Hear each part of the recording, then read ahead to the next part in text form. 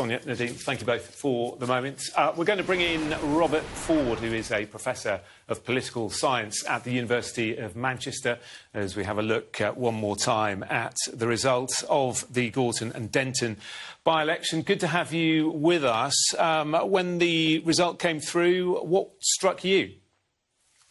Well, a couple of things struck me. This is a very much bigger Green vote share than we were expecting from the seat polls that we had in the last few days.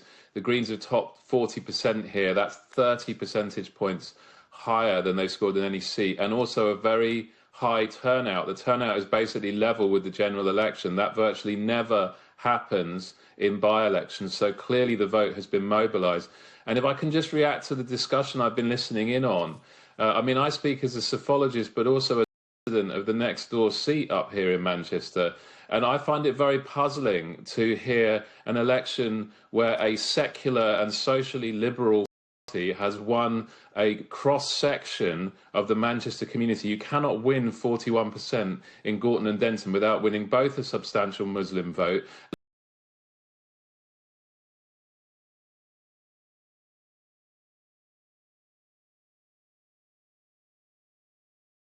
a socially liberal party being described as some sort of a threat to democracy. That strikes me as a very puzzling framing of what is in fact a remarkable result, one of the main parties in England. What do you make of these claims of family voting, these allegations, something that Nigel Farage this morning has called cheating? Well, I mean, that's very strong language. I mean, I think I would agree with what it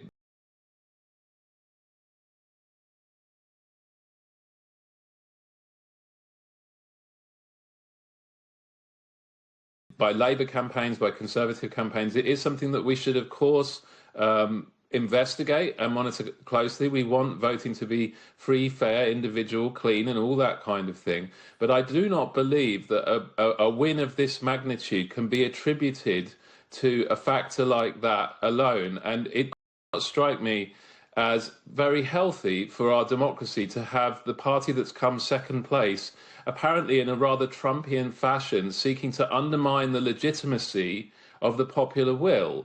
The people of Manchester have spoken very clearly in this by-election, as far as I can see, and I think that everyone involved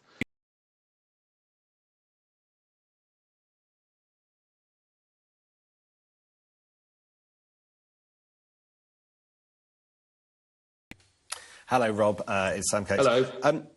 The Labour Party will want to frame this as the Green Party being the better place to defeat reform, but everybody wants to defeat reform, and so this isn't a loss for the left.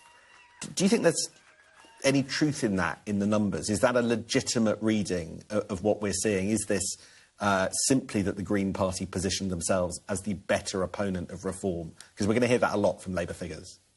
I'm sure we will, and the entire by-election contest up here has been an arm wrestle between Labour and the Greens for the title of strongest anti-reform candidate, and it appears that at the end of the day the Greens won that arm wrestle. I think two problems for Labour with that messaging is, number one, they made this whole campaign about them being the best placed party to beat reform, just as they did in Caerphilly last autumn, and on both occasions they've lost out to a party to their left. So if this is the framing they want to do, it would seem to be a rather high-risk framing.